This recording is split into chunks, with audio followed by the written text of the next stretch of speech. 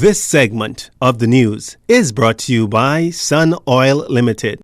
Welcome back. The government may have another head-hurter on its hands. Industrial unrest is brewing in the country, and according to Bahamas Public Services Union President Kingsley Ferguson, this has a lot to do with the so-called lack of communication unions are getting regarding their promised lump sum payments. Mr. Ferguson says they simply want to know what the situation is in the face of the government's obvious financial constraints. Someone must have proper regard for the stakeholders who are the unions in this country to say to them, please, we understand that we are overdue. We are coming. When we come, we're going to be able to say A, B, or C. But the disregard that's being shown for the workers of this country, it is indeed unacceptable. And the union will not sit idly by and allow it. And so whatever it is that we need to do, we're going to do. Mr. Ferguson venting that he's made every attempt to reach out to both the Prime Minister and Deputy Prime Minister in hopes of updating his membership, but no response. The government is not acting very labor-friendly. This is very disheartening and discouraging. The workers of this country are the ones that are turning the wheels of the public service, and they deserve a slice of the pie. We are asking and we are making appeal again to the Prime Minister, the Deputy Prime Minister. Please have some respect for the workers of this country and their representatives. We are appealing to you. Answer your telephones. Faced with the prospects of payments promised before Hurricane Dorian being further delayed, Mr. Ferguson hit back with this. That ain't happening no more. The Bahamian workers in this country are devastated economically. On their already strained salaries, we have the increase of VAT and the cost of living. And neither the increase of VAT and the cost of living, their salaries, it's impossible for their salaries to keep pace with what is going on. Mr. Ferguson, who's requested his members impacted by the hurricane here in New Providence also be given some type of financial assistance, insists the government is asking for a fight. Jack Thompson, director of the National Recovery and Reconstruction Unit in the aftermath of Hurricane Matthew, taking the stand in the Shane Gibson bribery trial this afternoon. While under cross-examination, he told the court the NRRU became concerned that so many contractors approached the unit claiming they were cleaning up communities badly affected by the storm. In fact, a spreadsheet presented in court revealed that a number of individuals and companies submitted bills claiming they were paid thousands of dollars. Thompson said the unit met with the then cabinet minister 3 times to express its concern over the matter. The first October 16, 2016, the 2nd November 16, 2016, and the 3rd November 21, 2016. The court heard how the first meeting addressed the fact that a more systematic approach was needed to deal with the matter. During the second, it was pointed out that the situation was still out of control, adding that a contract process was needed and that Gibson agreed.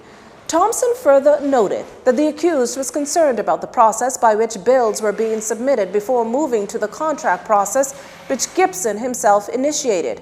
According to the witness, out of that large amount of money distributed for cleanup efforts, Jonathan Ash was paid some $7.5 million, the largest payment on the spreadsheet. Thompson said he felt the payments had to be authorized by someone, but he didn't know by whom. When questioned by the defense's lead attorney, Queen's Counsel Keith Knight, Thompson acknowledged that nothing was unusual about having more than one check cleared for one company in a single day. He further revealed that the NRRU sent a stop order to the Ministry of Works telling them to stop contracting persons. However, bills were still submitted past after the stop order around November 16. Gibson is accused of soliciting and accepting $610,000 in bribes from Ash in relation to post-Hurricane Matthew cleanups. From the lower courts this evening, no wasting of the court's time. Those 6 Chinese and 3 Americans accused of swiping over $500,000 worth of jewelry, watches, and diamonds from various stores throughout New Providence fessed up to the crime, and they appeared in a magistrate's court today. The group pleaded guilty to a rash of fraud and money laundering charges. Consequently, they were all sentenced to 1 year each at the Bahamas Department of Correctional Services. Meantime, all the items recovered were ordered to be returned to the complainants. A fight for their lives. Two men are critically ill following an inner-city shooting Thursday. Police said the two were standing outside a home on 3rd Street, Coconut Grove after 2 p.m. yesterday when the occupants of a black Suzuki Swift opened fire before speeding off. The injured men are in critical condition. Investigations ongoing into that incident as well as 2 armed robberies, the latter early this morning after 1. What we can tell you is that 2 males and a female were in the parking lot of a restaurant on Soldier Road when they were robbed of cash and a cell phone.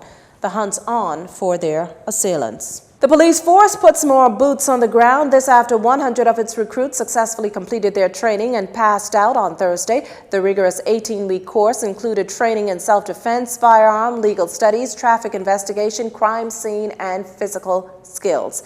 The graduating squad paraded as family members cheered them on, some even wearing T-shirts with the face and police number of a graduate. National Security Minister Marvin Ames admonishing the proud recruits to remember who they work for. Never, and I repeat, never mistreat or abuse any member of the public at any time.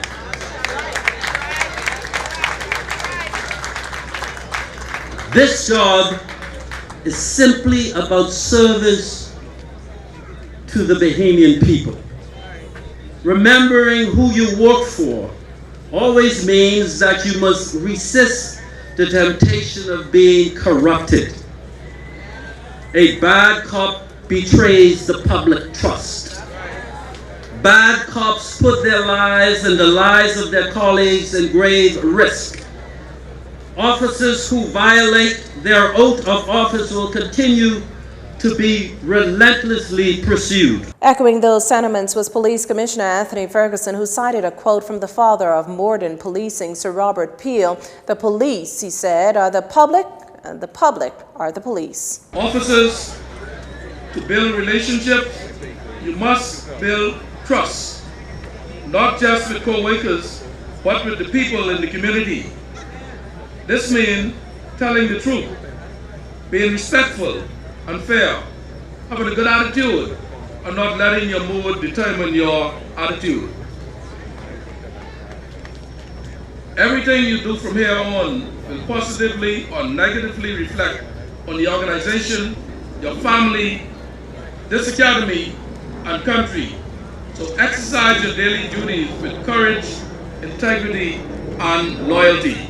The Commandant Award for Best Academic Performance went to Toriano Curtis, William McKinney, and James Johnson Jr. The Baton of Honor for the Best Overall Performance was given to Rashawn Johnson, Bradnick Smith, and Renato Cash. Thursday's graduation ceremony was dedicated to Defense Force Petty Officer Scott Wallace, who died 3 days after being stationed in Abaco. Our final story is up next. This segment of the news has been brought to you by Sun Oil Limited.